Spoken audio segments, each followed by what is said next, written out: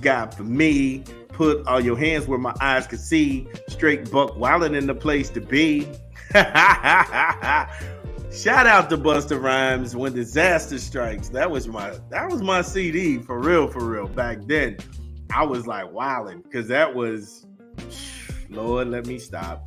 All right, so we come to the final segment of today's show. I know I want to spend more time. It's the Eclipse families are wildin'. I'm trying to get out and see it because I'm in the path, a lot of totality or whatever, but it's starting to get a little dark out. So it is what it is. But I want to talk some Colts football. Now, we was at the NFC South. We're going to stay in the South. We're going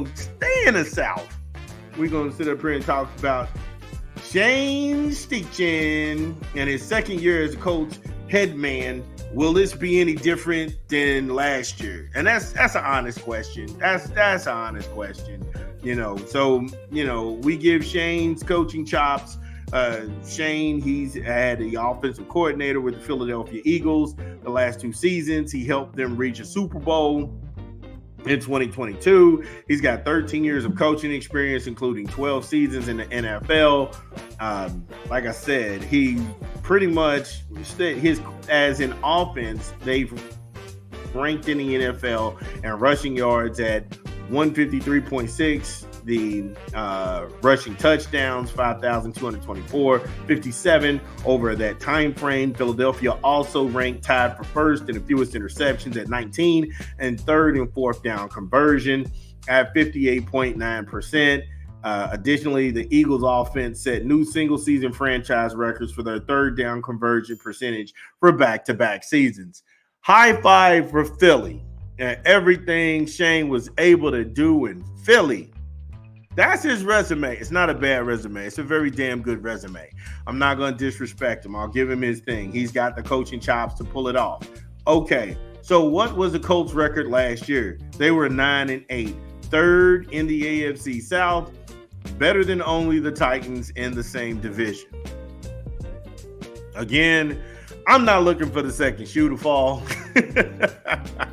And just to give some people where I am and my fandom, I was in Indianapolis Colts back in the 80s, from like 85, 86, when they were in the RCA Dome, and it used to leak, and they had paper bags over their head, and they used to call us the Indianapolis Jokes.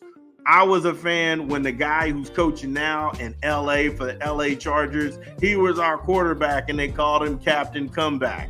I have been with the Colts since then. I'm still a Colts fan, but I'm a Colts fan in recess. It's kind of like the boxing dudes. Yeah, shout out to all my guys who are fighters on both the cage and the ring.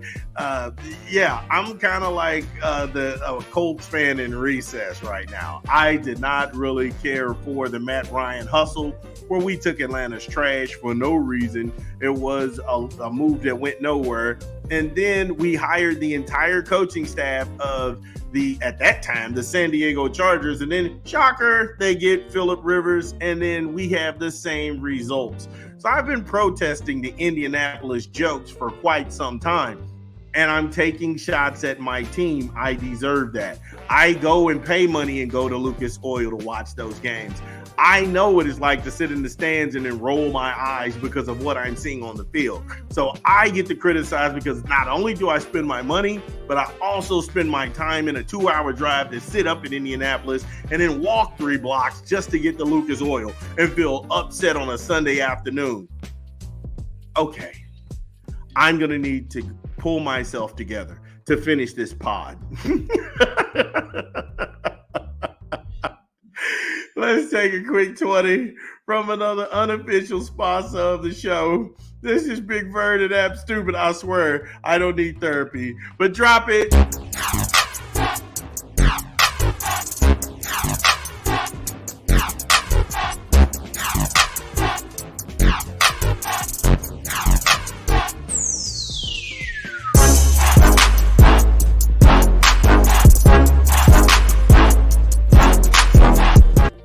Subway, eat fresh, refresh. Download the app, order online, or visit the good folks at your local Subway. Are you a Subway MVP? No. Yeah. If you download the app, you get 250 points for signing up to become a Subway MVP. And why would you do that, Vernon? Oh, okay. You get your choice of Subway swag and merchandise and other goodies on there. Did I say something about the 250 points? You get free chips on a Friday with any purchase when you are a Subway MVP. You can redeem the points for the Subway cash and put those toward your purchases. So many options, so many benefits. Subway, eat fresh, refresh. So, when we last left off, I was having an emotional breakdown. I apologize. However, the company and the cellar dwellers of the AFC, the Bungles 9-8, the Titans 6-11, the Chargers 5-12, the Broncos wasn't that bad. To be honest with you, all the stink that they made about Russell Wilson and this happening, they were 8-9. That wasn't bad. They was tied with the Raiders in the same division, so that wasn't bad. But they're still bottom dwellers. The Jets 7-10. An epic failure. An epic failure is the Jets. And then the Patriots in a perpetual rebuild at 4-13.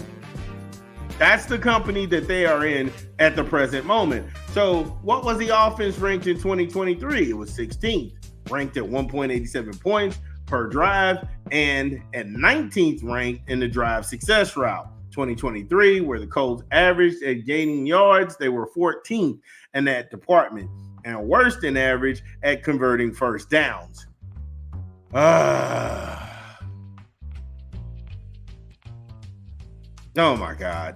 So, with all of that being said, all of that information that I just threw at you all, what would be some knockout moves in free agency that they made?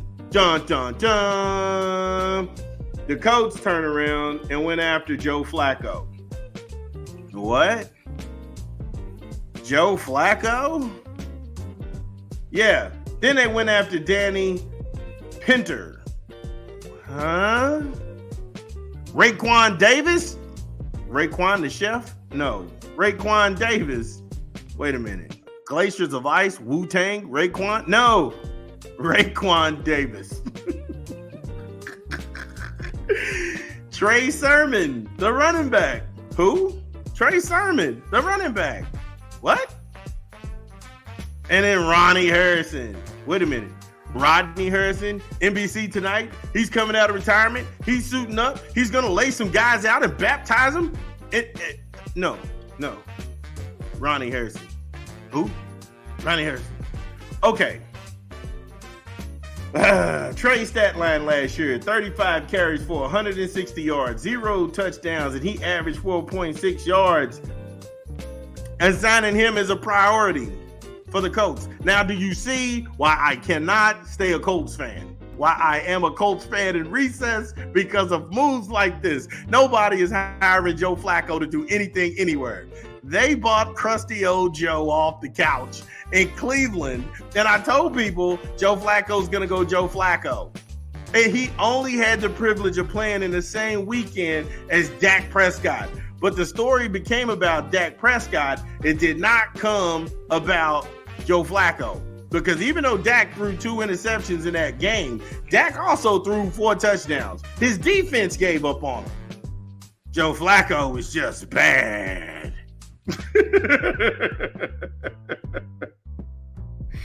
Oh my God. Now, Raekwon the chef? No. Raekwon Davis? Yeah. Who? Yeah, he had 15 solo tackles, 13 assists, and 1 sack. Now, that's good for a defensive tackle. But a game changer? Playoffs?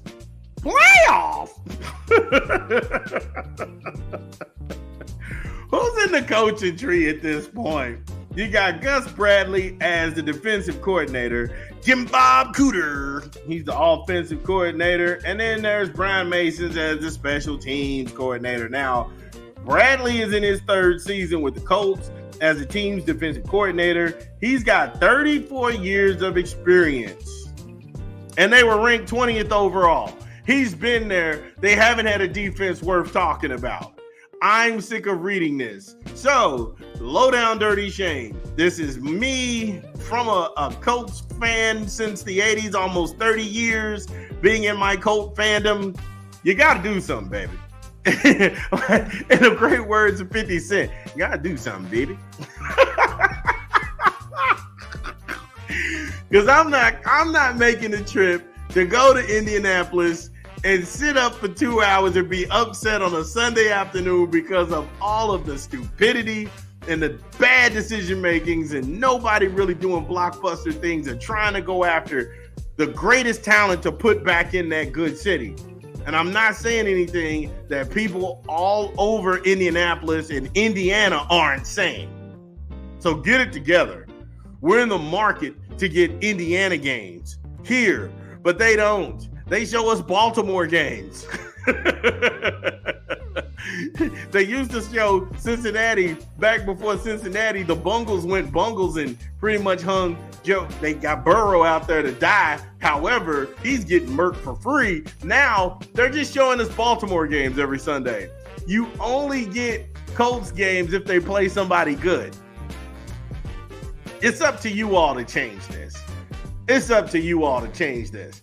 Nobody's going to pay for an $8 Coke and a $10 slice of pizza to sit there and watch guys get out there and struggle. Okay, so yeah, that's going to be it.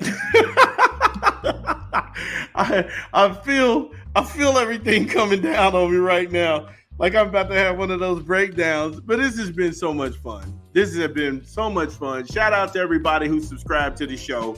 Peace and love to everybody who's rocking with us. We keep growing. We keep doing our things. Share the show. And I'm out.